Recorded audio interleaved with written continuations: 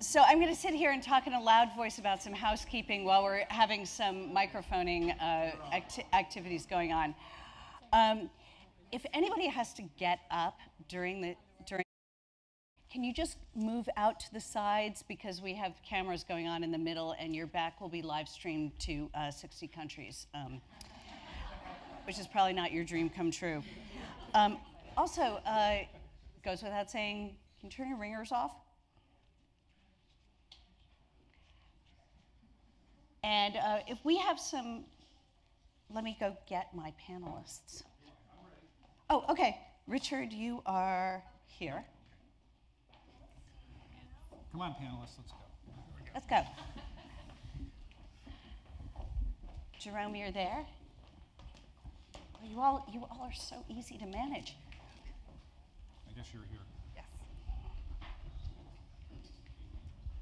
So welcome, everyone. This is a small gathering inspired by the absolute drumbeat of bad news for women in Silicon Valley.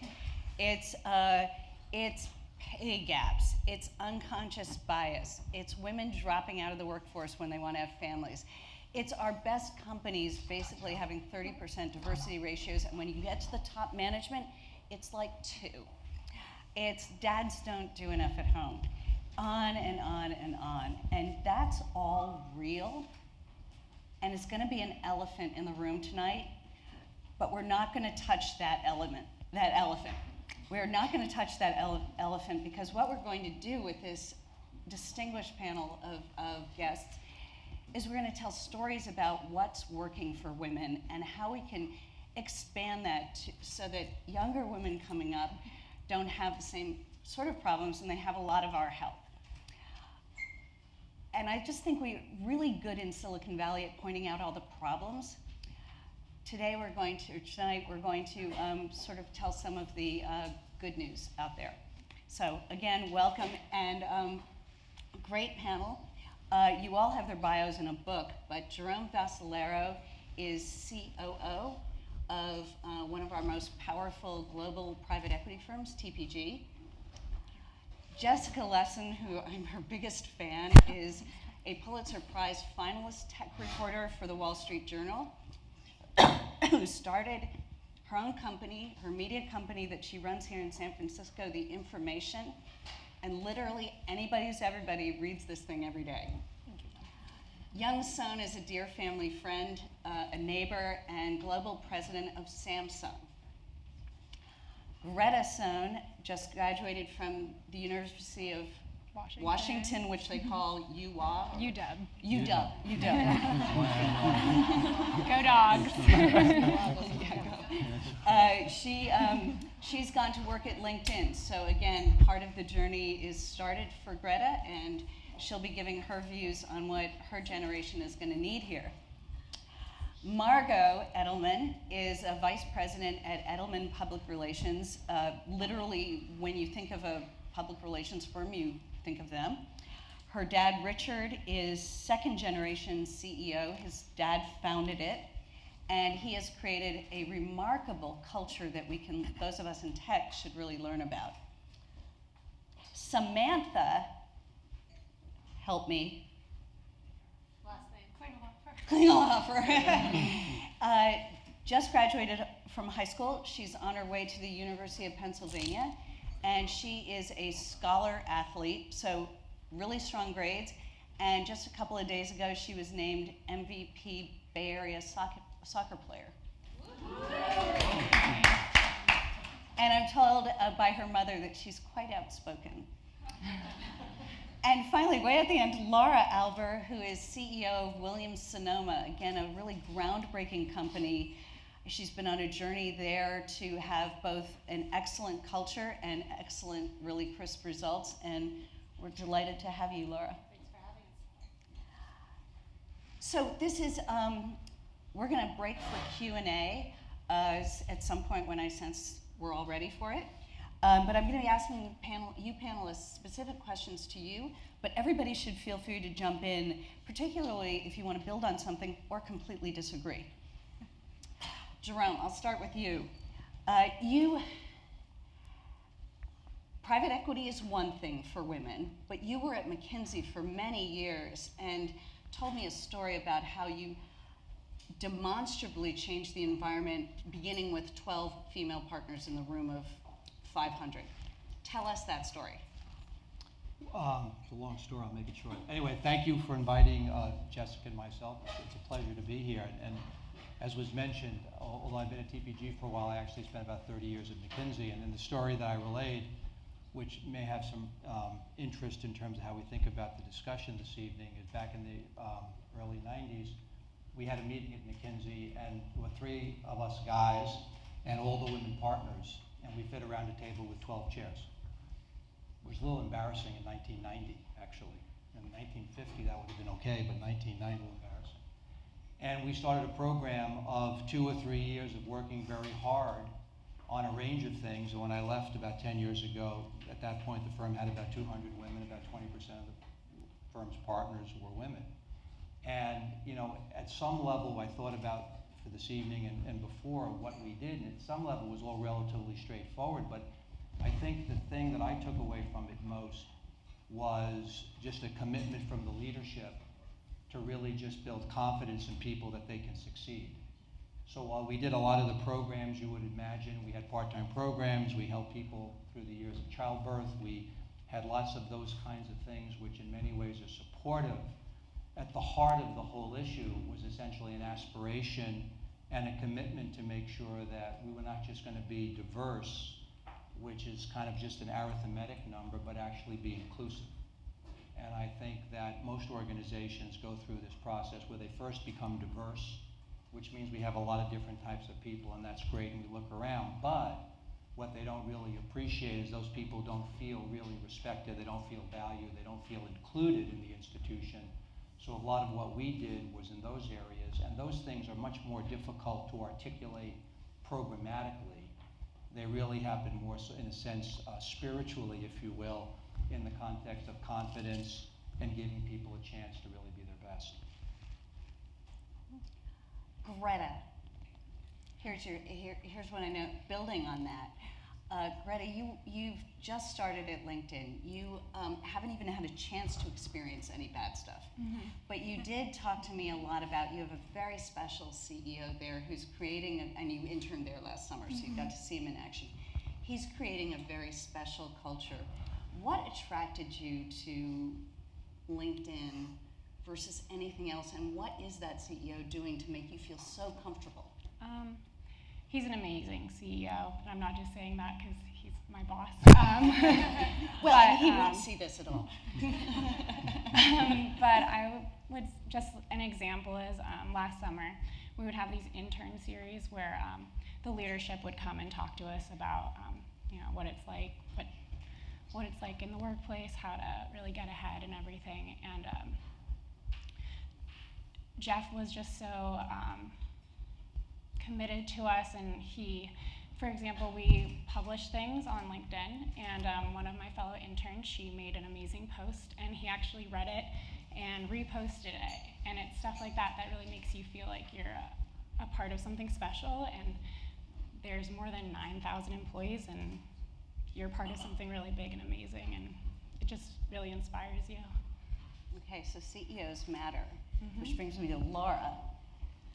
So I would argue that Williams-Sonoma has always had a culture of promoting women. Women just sort of are happy there. They never leave. I know because it's my job. It's my job sometimes to ask them if they would.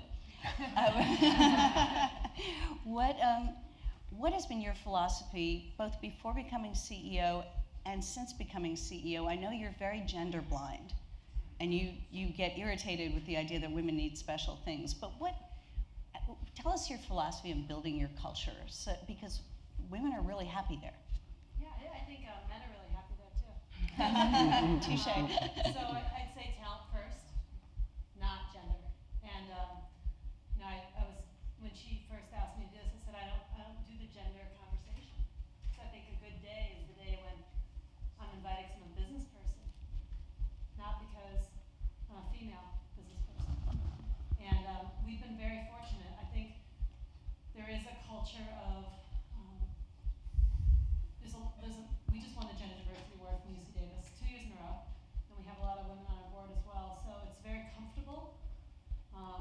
something we think about.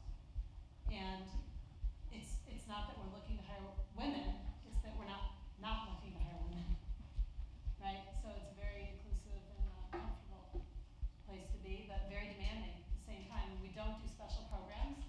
There is no work from home. There is no anything. And because I think sometimes those programs, women sign up for them, they think that's what's going to help, and actually it hurts them. Because if you want to get ahead, you got to be willing to put in the time. I mean, it's a competitive world, and if you take too much time off, it can be a disadvantage. So I have 3 children. It's my eldest, and I think that makes me a little more callous to the issue. Probably, had I not had any, I can very comfortably say, you can do both, right? And I wasn't always in the seat either. It's very interesting. We did a survey of many people involved in this global event, which is going on. We're the last one today, but 16 countries in our firm have hosted an event like this in the last 24 hours. 85% of our attendees and invitees and panelists, so 85% said women can have it all. Interestingly, in Germany today, 95% of the room said women can't have it all. Cannot. So in the survey. So we're going to dig into these numbers as months go by. But I'm interested, based on what you said, Samantha. You're a world-class athlete, or pretty close to it. You're a Bay Area class athlete. Talk about what you've seen of your mother's work. And you must have, in excelling in soccer, had to both have leadership and huge teamwork and collaboration. And has any of what you see in your mother inspired you, or have you inspired her? Yeah, well, of course. I think that the main difference between having, a mother who works and a mother who stays at home is that I've had this, role model in my life that most of my friends and, fellow high schoolers have it. And I think that kind of adds a different dimension. Not only is my parent successful, but she's a woman, and I know you don't like me talking, giving you special but I mean, that definitely, has played a huge impact in my life, and it's why I have the drive and determination that I do. Yeah. That's great. Now, the Edelman family. You also work in an industry that has been very productive for women. Margot, you decided to join your family company. I think there's a part of success for diversity cultures. I'm trying to find your father's eyes. I think there's a part of success for diversity cultures that is enhanced by a very enlightened founding family company. Can you each just observe what works so well for women at Edelman? I guess I'll start. I would just say that marketing and public relations specifically has always been a very female-dominated industry, and so if you want to hire really good people, you're going to be hiring a lot of women because those are the people who are in the industry, and a lot of times those are the people who are in the industry and really, really talented. So I think almost not by default. I mean, going back to the idea that we're hiring for the best people. I think in a lot of ways, we're lucky in communications. That means we're hiring a lot of really talented women. And then, it is true that at Edelman, if you looked 5 years ago, the number of women on the executive team was much lower than the percentage overall in the company. And I know my father has sort of recognized that and sort of taken steps to specifically add more women leaders onto the executive team to make sure that women have a pathway forward. Even though you work long hours, et cetera, don't quit, stay at the firm. So I think that's also really important as well, is to recognize potentially where there are gaps and then, work as hard as you can to rectify that. So my dad started out pretty early on, had a female CFO, had a woman running North America, running the US business, who had been with the firm for years and was basically right-hand man.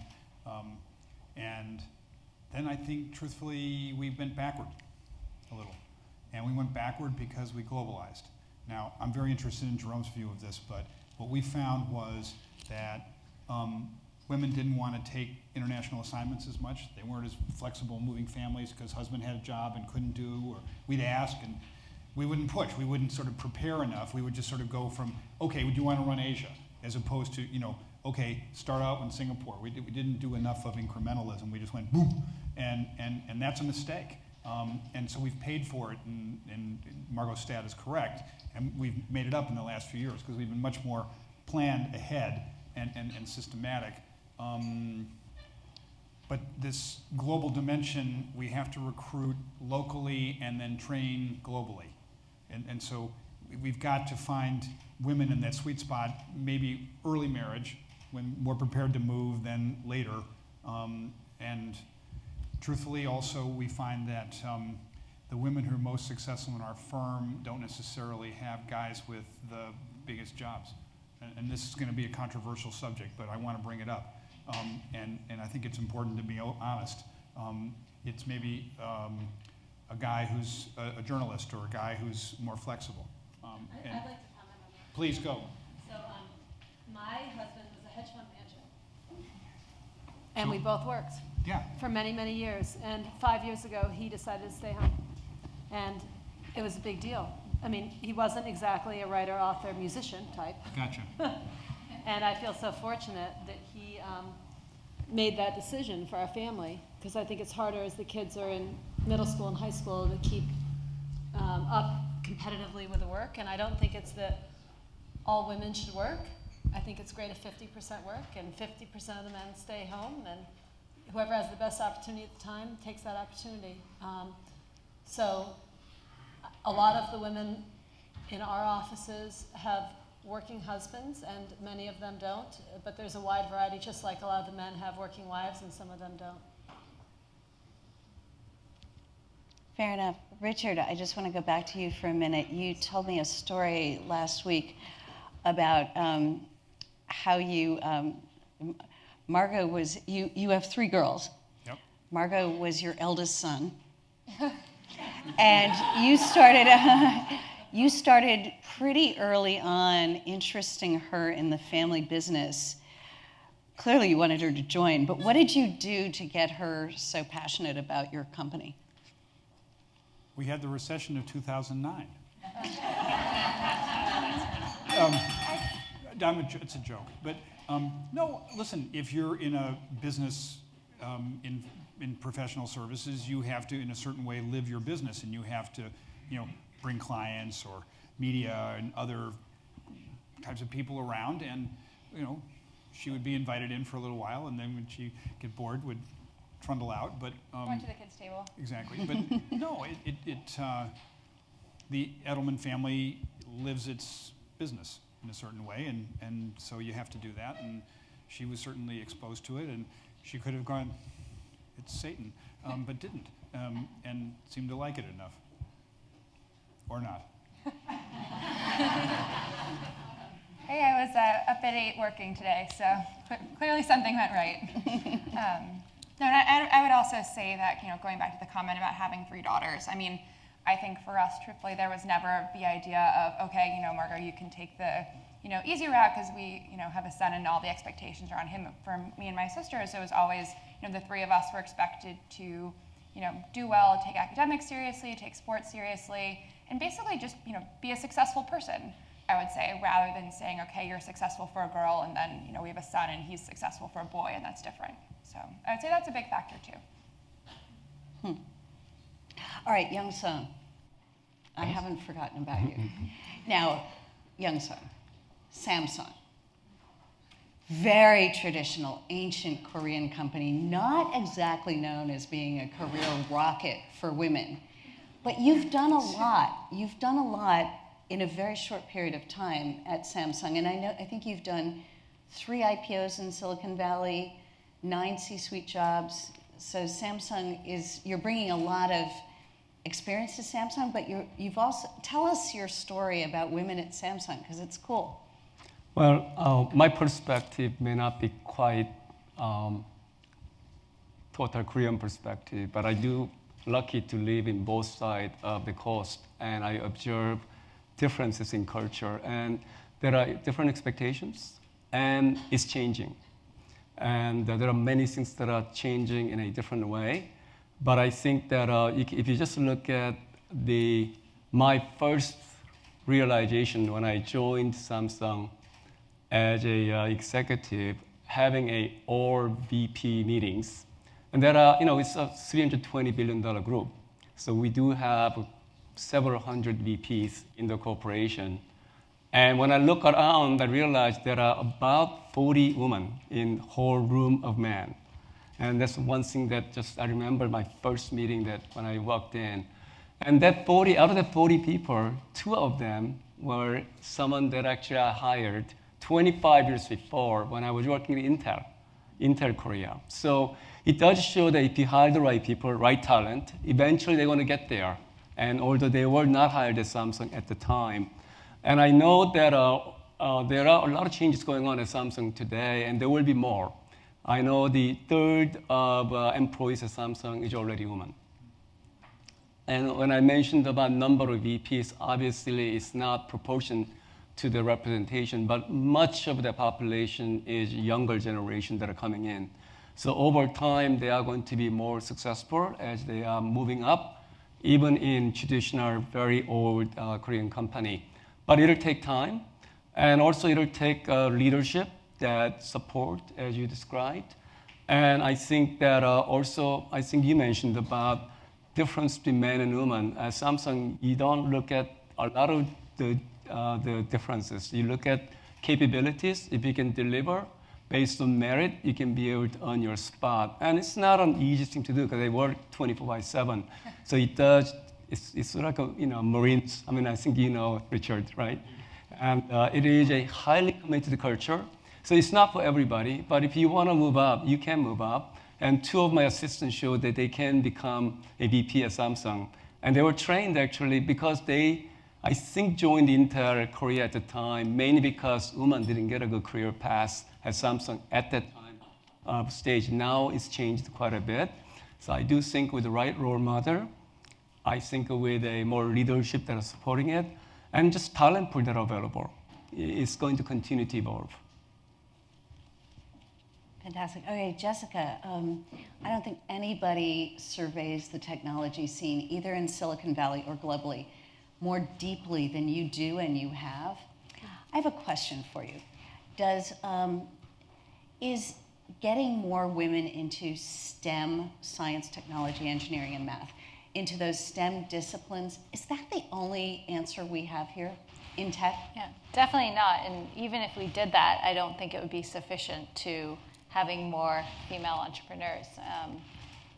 I think to be an entrepreneur, you have to be a little bit crazy. I mean, you have to believe that you can build something that can take on giants, and that is an incredible amount of confidence, security and confidence, and I think exposure to mentors and people who believe that. So I do credit my dad and my mom, both my parents. Yes, Mary's right there.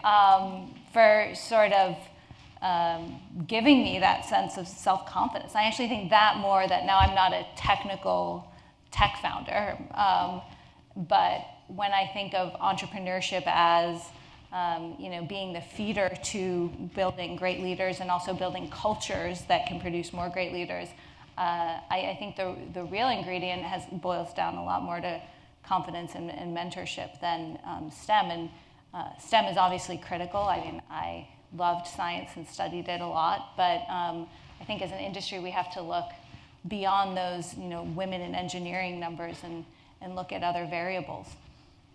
Yeah, I do agree with that. Spent 20-some years in Silicon Valley. If I look at all these startup CEOs that I work with, it's all about the confidence in what they believe in, and many of them will pivot. They will change, but at least they will continue to push. And I think being able to have that confidence in the room, and whether it's a male or female, I think that's a really important part of entrepreneurship. What about this side of the panel on the STEM issue? I know it's important to Laura's business and Richard's business, but perhaps not central to those businesses. Does a paucity of women in STEM fields actually give you a hiring advantage? And anybody can answer. I think that it continues to be a challenge in our engineering group. We're working on it. You know, it's we have more women in all the other areas, but there are certain areas, even in our company, where there's less women, and one is in technology and the other is in supply chain. Yeah. So Yeah. it's interesting that that's happening. I think it will change. I mean, there's a lot of women going into those majors now, a lot more than there were. So I think the pipeline is going to be much better. I'm really optimistic about it. I think it's just a little lag. Want to answer? You answer. Well, I mean, PR is traditionally known as the field that you go into if you never want to see a number again. just kidding. No, I always liked math growing up. I want there to be more math in PR. I worked in our research department where actually, you know, part of the growing up, I want there to be more math in PR. I worked in our research department where actually, you know, part of the job was going through sort of Excel tables and building, you know, nice decks of data. So I actually gravitated more towards the data part of PR. So that's how I feel about it. I like math. No, that's great. I just want to do a time check. And Sandra, I wanted to make sure that we have time for questions. Where's Sandra? Can we start questions from the audience? Okay, so I confess I've planted a few. They can stand up right now, and we'll get a microphone to you. And then I really want to hear from some of the younger women in the audience. Ms. Yehoshua, that means you.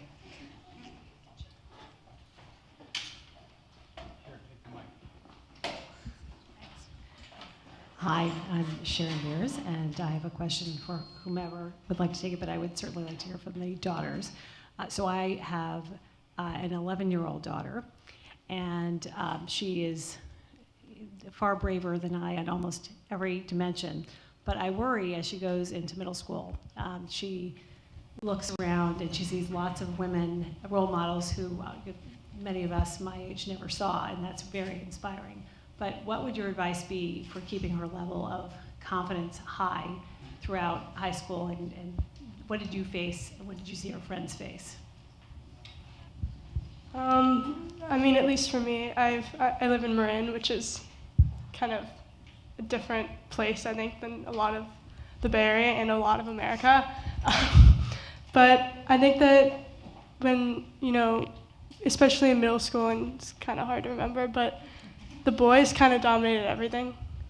And, you know, that's kind of expected. And, you know, it's weird, like, seeing this 6th grade power dynamic. But I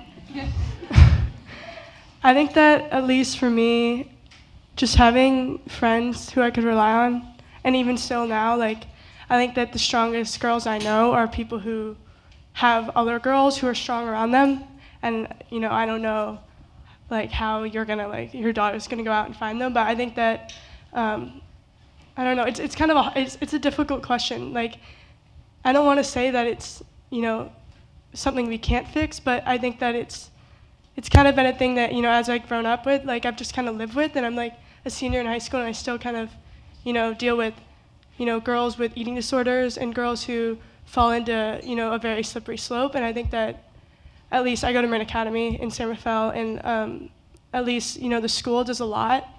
And I know that at least in the other private schools in Marin, school does a lot to help promote, like, healthier ways of girls living. But I think that with the issue of body image, if that's what you're kind of insinuating, I don't know, I just think that confidence from the women around you and from your mother and from, you know, from your father even, I just think that that's the most important thing.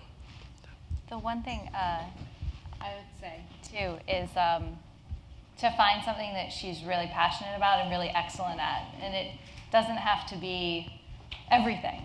But I think confidence is, you know, the more successful you are in something, even if it is just something unique to you, I think that breeds confidence. And so finding, whether it's a sport, an instrument, a particular subject, something even more remote that she can win at, feel great at, I think that goes a long way.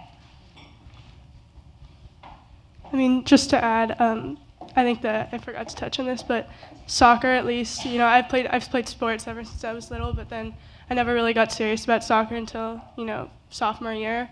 But I think that that's kind of been a thing that has not only given me confidence and taught me, how to be part of a team and given me other very, strong, athletic girls, but also just it's given me, like what you said, something to latch onto. And sometimes I feel like, at least in high school, and this, I don't know about the real world, but men kind of seem to look at the girls who are athletes differently. And it's not, I wouldn't say it's a bad or a good thing, because I know that there are guys who are like, damn, she's good at soccer. But I know that there are also guys who are very intimidated by a girl who's dominant and who knows herself very well. But I think that soccer's been the thing that's given me my independence and my confidence, and so I definitely, at least for your daughter, help her find something that she loves. Anybody else? Yes. Just say your name and where you're from. Sharon's from eBay. I'm Pinckney Templeton. I wasn't necessarily going to say anything, but I live here in San Francisco, and I've been in tech for 10 years and recently left to do my own thing. I'm here with my dad, Mark Templeton, but I would agree with the sentiments in finding something that you love and latching onto it and sticking with it, because that was what got me through high school, kept me focused. It taught me discipline. It taught me to win, but more importantly, it taught me how to lose and how to keep going when you do lose. Our team won everything in high school. I played lacrosse, and I went to college. Our team almost did not have a season one year because we lost our coach, and we recruited ourselves. We kept it going, and we got down and gritty with it and kept fighting, and but that kept me on the straight and narrow the entire time, and it taught me how to achieve things and how to find my own success in something and not have it be maybe pushed on me. It was something that I loved the whole time, and I would say that that's the most invaluable thing that happened for me going through school, and that translated to my career. So I would agree with the sentiment. Find something you're passionate about, stick with it, fight for it, and just encourage when they want to give up.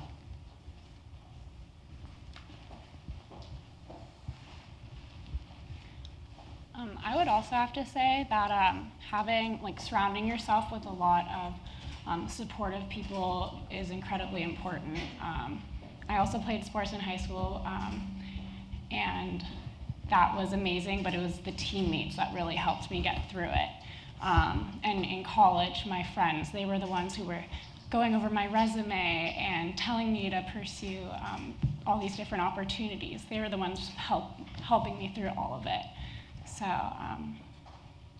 pick the right friends. I've said that to my kids all the time. And statements, just like we just heard, are fine too. Anybody else? No, what? Right there. I have a question, and I come wait. Who are you? My name is Sanjay Bonde, and I come from the automotive world, which used to be very male-dominated, as you all know. I have a question. It still is, Jonah. Thank you. Though electric vehicles are a bit different. Let me say that. The question to the leaders. I used to get asked whether bringing diversity is something of a policy subject or something of spirituality, as you said, Jeremy. And I used to run this as something that was from the subconscious mind. Have you guys implemented any policies that worked or were deployed towards bringing more women into the organization, or was it more a general breeding of a good idea in your direct reports? Well, you want to go first, Jay? Go ahead. So for us, it wasn't a problem of bringing them in. It was bringing them up.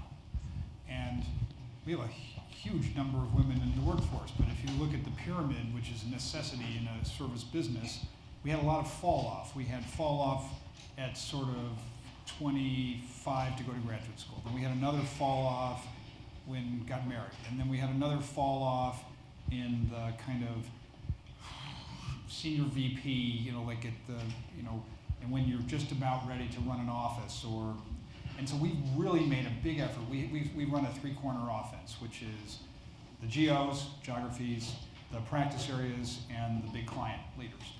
And we have found that the best option is to really push women into big client leader, make them get global that way. If we can't move them geographically, we can move them geographically by giving them a job to hub in New York and go globally. And that seems to work really well, or practice leaders. We've had a little less success with women as geographic leaders. And again, this is work in progress. Our company's grown a lot, and so, but yeah, that's and a lot in getting women into, we've hired like 500 creative directors and planners, whatever, in the last couple of years. We've done really well in that. So in 3 of our 4 corners, it's going pretty well. Work in progress. Jerome? No, I mean, I agree. At least, we're all, in a sense, we're all talking this evening about individual institutions. And I think there is something about, at least empirically, the professional service world, where just retaining the talent is the challenge. I mean, again, with some statistics that I'm familiar with is, if 40% of all business schools are women, Bain, McKinsey, BCG, they'll have 40% about women because you're trying to get the best people, and that's kind of the numbers. But if you, over time, for whatever reason, there's different gates or different points, you have that erosion. I think that's, what we worked on. The other side of that, though, too, which is maybe taking a little broader lens, the thing that I'm also struck about is, we're talking, I would describe a lot of what we talked about here is I would describe as kind of a deterministic model. And what I mean by that is if you do A, if you do B, if you do C. I have been struck the older I get on how much of life really just is serendipity. And at the risk of a couple of examples that I'm close to, the current president of Brown University, Chris Paxton, who I would argue is probably one of the great women leaders in this country, she was walking in a subway station in New York X numbers of years ago, about to go to Columbia Business School, bumped into somebody who said, hey, why don't you get a master's in economics instead of going to Columbia Business School? Make a long story short, she gets her PhD at Columbia, she becomes a tenured professor at Princeton, she's chair of the economics department at Princeton, she's head of the Woodrow Wilson School, and she becomes the president of Brown University. And because she bumped into somebody in a subway, said, don't get this MBA at Columbia, go down to Wall Street, nothing wrong with Wall Street, and be an investment banker. And I think at some level, what I've seen, whether it's men or women, is just the serendipity of life. It's important to keep your eyes open and not to get too deterministic. I was going to call on Odessa if she's still here tonight. Where's Odessa? She's here. She's when you're in 6th grade, right? Now, there are a lot of people, Mary and I and Jess used to live in Fairfield County, where there are a lot of 6th graders who could basically plot out the rest of their lives for you for the next 20 years. They're going to do this, they're going to do that, they're going to go to this prep school, they're going to go this, they're going to get an internship at Goldman Sachs, then go work at McKinsey, do this, go into private equity, become a hedge fund person, then retire. And they're in 6th or 7th grade. How many people in this audience have heard that story before? Right? More than one. Do not do that, okay? If anything out of this evening is you should basically realize that life's about being very prepared and then serendipity happening. And you just never know. I mean, I think one of the most powerful women in the world is Janet Yellen. Who would have thought that a lonely professor, right, who was sitting in an economics class one day and said, hey, that's kind of interesting, would essentially be arguably one of the most powerful women in the world.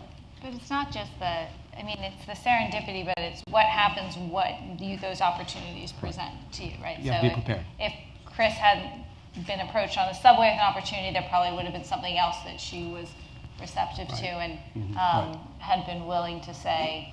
There are all these studies who say women look at job descriptions and they say, well, I only meet 4 out of the 5, so I'm not going to apply. And men will look at them and say, oh, I meet 1 out of 5, I'm a shoo-in. And I think that's really important. And for people who are hiring, there are now a ton of firms that will look at your job descriptions and tell you if you're more likely to attract more male candidates and make suggestions not to do that. So I think it comes back to something that, and this is tricky because this is harder to solve, right? It's harder to solve the mental thing that forces someone to take a leap or see something differently. I think the only way to do that is sort of the confidence and role models. Yeah, I think one of the critical things that we look at is not about what your background is, right? It's about leadership. And eventually those leaders that have confidence, that believe in what they want to work on, eventually will get there. One of the more difficult parts for a lot of female workers is that they don't have a lot of role models in their leadership. So they have to, especially Samsung, right? So, but I've been working in Silicon Valley, same. Actually, the tech community is very male dominated, and mostly, even if you want to look for the woman managers, very few. And as you go up higher, much less so. And why is that? Well, there are a lot more undergrads that are coming out of college. Clearly, 40%, I think, Penn Engineering is now woman. When I was at Penn, one lady was in my class. So a lot changes over time. And I think it's all about how you inspire yourself and finding the right leader and mentors that can help you and building your confidence. And then being able to push yourself up in any organization, whether it's a male or female, or whether it's black or white or yellow, for that matter. So the Yehoshua woman, I'm not sure if I'm behind on this, but I think you are the mother-daughter pair in the same company, which is Google. I want to just pass you the mic, Shir, because I've known you for 10 years. You're A+ engineering student, totally brilliant. Can you talk about what it's like to not only grow up with your mom, but now you work with her? Yeah. So she actually, to my dismay, works in my building. But as much as my chief complaint is that I don't get to define who I am, and everybody just knows me as my mom's daughter. But I'll have to say that it's actually pretty great to be able to complain to my mom about my boss or something. Actually, I love my boss, so I usually don't do that. But just be able to be like, oh, this awful thing is happening. And then she'll be like, oh yeah, way back in the day when I was at your level, this is how I solved it. And it's really helpful to have somebody that's kind of done everything that I'm about to do. And I tried for most of my life not to be like my mom. I thought what she did was really boring. But you can respond. But yeah, so I thought, oh, you just sit in front of a computer all day, that you're not doing anything. I wanted to be a ballet teacher. But then I discovered that computers are actually really cool, and software engineering is really fun. And so kind of found my way back to what my mom did.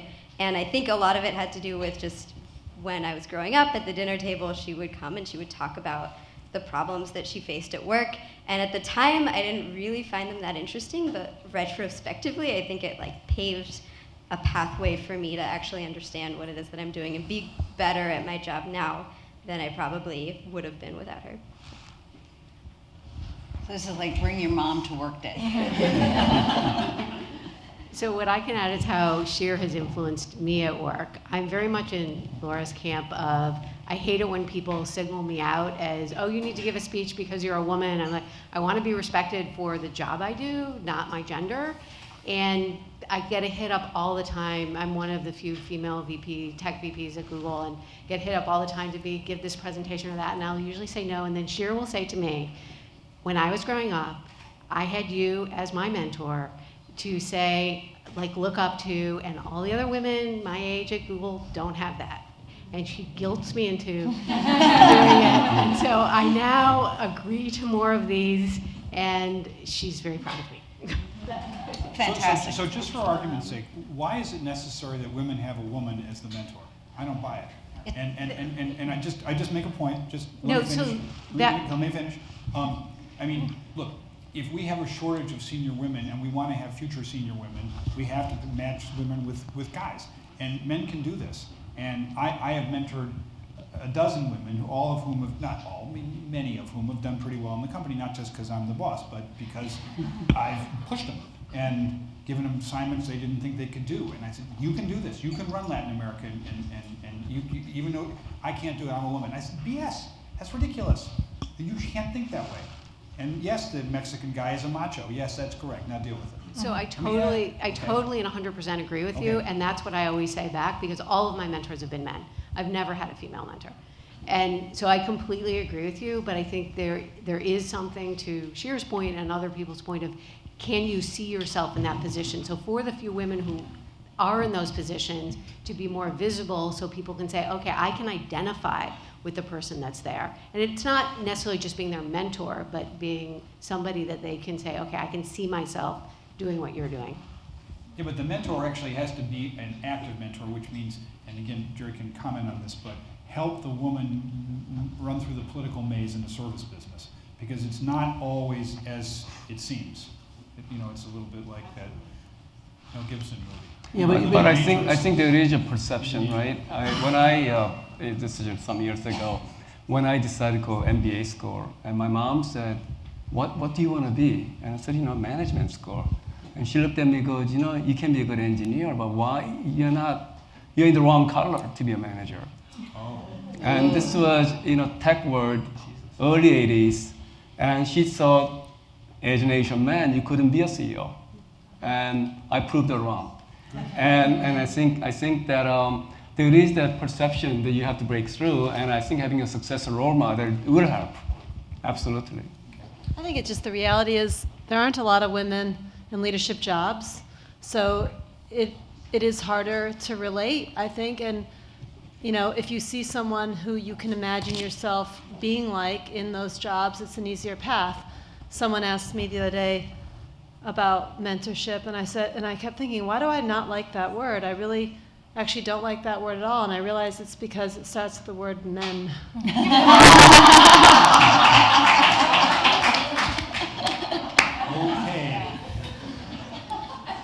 Interesting. Oh, we have lots of hands. Lisa Stone. Hi, I'm Lisa Stone. I'm here with my niece, Eloise Stone, who's 8. So you Youngest one here. represent, excuse me. So daughters, you represent Eloise's future. In 20 years, you've now heard our pain, and I'm an entrepreneur and a digital strategist.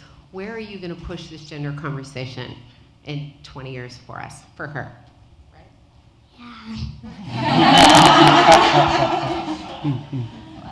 There, and then Becky Carter. I'm Selene, I'm 15 years old, Selene D'Amico. And Can we get a mic over here? thank you. Oh, thank you, Laura. So I have it written down so I don't forget. And this is actually addressed to Laura.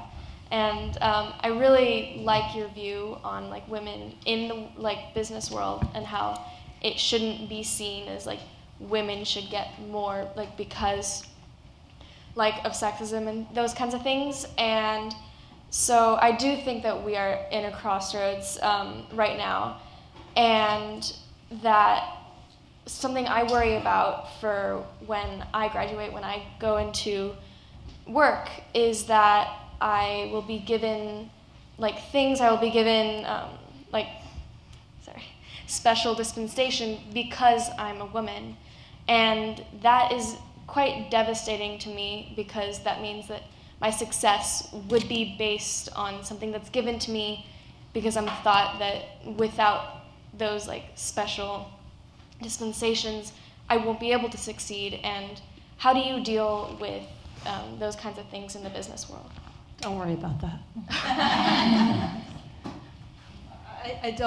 I don't think there's, I think we're not to that point where there's special dispensations. I think once in a while you get to be asked to do something like this that maybe I've been asked to speak at things where I'm the least qualified to do that. And I am aware that probably it's because they need a female. And so you get to be, but that's, when you're trying to succeed and get a promotion, there's no special circumstance. I think you just have to not think about your gender, and do a great job, and speak up and have confidence, and I always say, raise your hand. If somebody says, can you do this project for me? And you say, I sure can.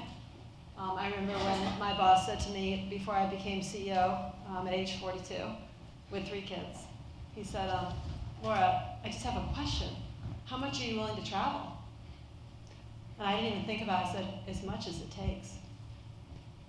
And I didn't really think that through very well. But it was absolutely the right answer. And so I don't think it's so much about worrying about special dispensation. I think it's about really just owning your power and realizing how qualified you probably are for the job and being confident. Thank you. Becky. So we've been speaking about women today and speaking about ways that women can be supported or can support themselves towards success. And I think I'm curious about the flip side of that, which is how can our community and how can companies promote a paradigm shift in men to support women and to equalize in their thinking and in their assumptions? And what can we do as a community to actually shift that side rather than promoting women and including promoting women, actually help men to feel more equalized in their thinking and their assumptions? Okay, I'm going to do something weird. Can you pass the microphone to Sharon Mears over here? She wrote a book called Getting to 50-50 in the home. And can you just take a few minutes and talk about your findings in this book, which sold really well? But some of the piece of the puzzle here is that it has to be okay for men to not lean in at the same time their partners are. Thank you, Martha, and thanks for that question. So there's lots of very interesting research, and Lean In has made this very popular, and they're doing all sorts of stuff around Lean In Together, talking specifically. Do you want me to stand? Stand up. It's talking specifically, Lean In Together as a whole campaign to try to popularize the various different actions that men can take to be supportive of women, either as colleagues or friends or spouses. And I think that is a dialogue that ideally all of us are engaged in, and it's everything from helping in the home. So there really are not gendered activities in a household. There are children. It takes 2 people to create one. It takes 2 people to raise one. There's no reason why everyone can't do everything. But similarly, in the workplace, looking at standing up for things that don't look quite right. Like when a woman is called aggressive and you have to ask, would Bob be called aggressive? Or when a woman's repeatedly asked to plan the conference, whereas the guy sitting next to her is never asked to plan the conference. That's just housework at the office. But actually, I'm going to now volley this question over to our first panelist from your McKinsey days and ask a little bit about your nuanced comment about inclusion as opposed to diversity, because I think that's really it. And I'd be very curious about what at McKinsey you found differentiated programs that really spawned a sense of inclusion. Well, I think on that particular topic, it's hard to sort of list programs. I think it's a little bit of the question of, I'm sure of the panelists who are sort of in my similar age group as opposed to our children, we've probably experienced dozens and dozens of situations like where something had to change, right? Either changing a strategy, changing people, changing whatever. And the change process itself is almost sort of a sociological, anthropological act. And I think at McKinsey, part of the change was building a felt need. People kind of understand it. It is kind of interesting at some level. Now, I'm going back to the Jurassic Park era of all this, back 1990, just how people just didn't think about this stuff. You've probably heard that, they used to pick symphony orchestras. They used to have people audition for symphony orchestras, right? Just look at it, right? And basically 80% were men and 20% were women. They then started doing auditions for symphony orchestra behind black curtains. Guess what? 50-50 men and women. Go figure, okay? Go figure, okay?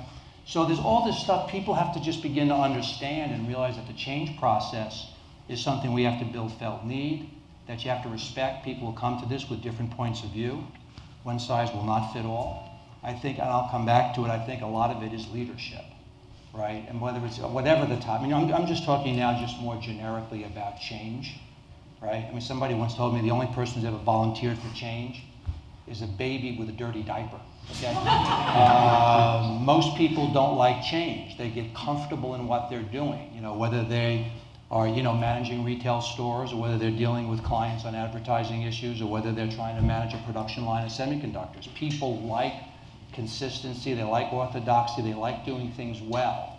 And somebody shows up and says, we'd like you to do this a little different today, right? Whatever it is.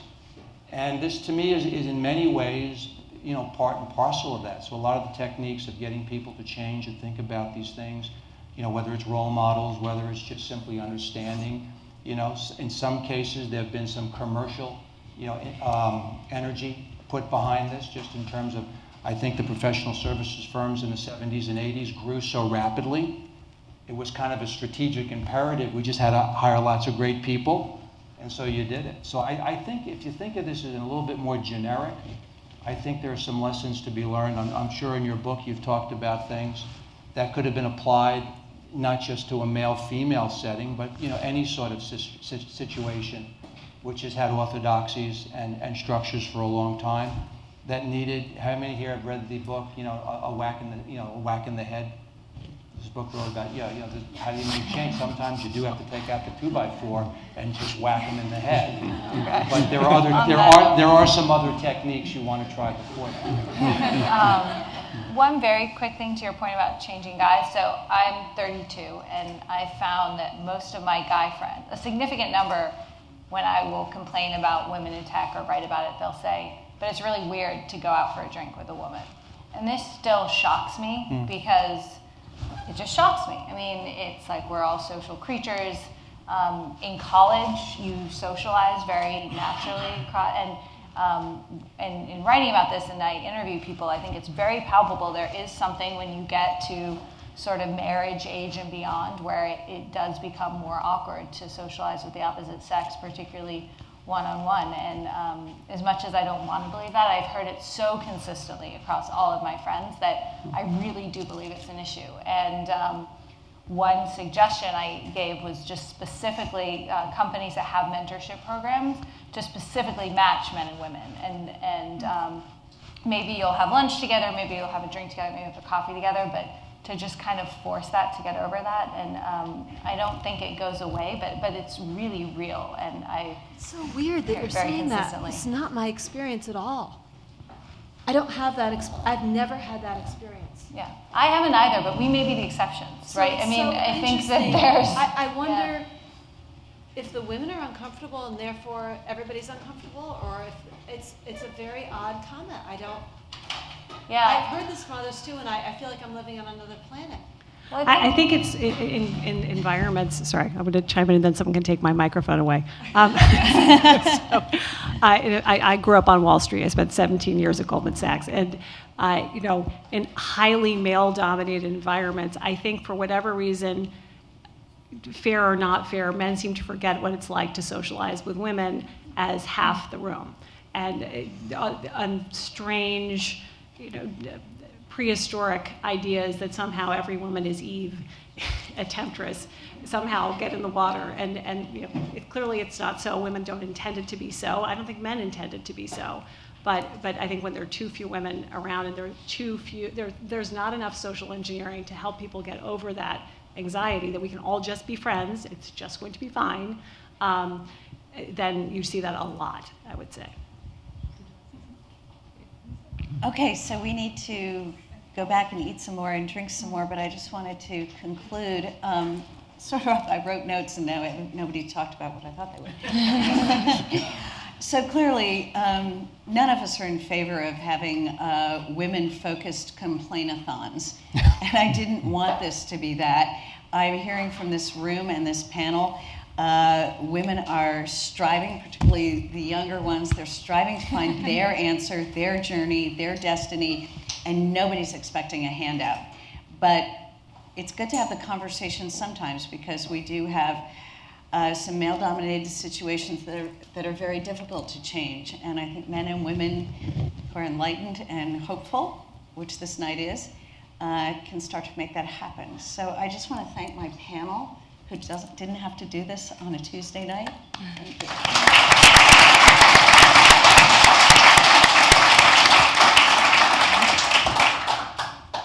And so we're done. And there's lots of wine and hors d'oeuvres and all of that.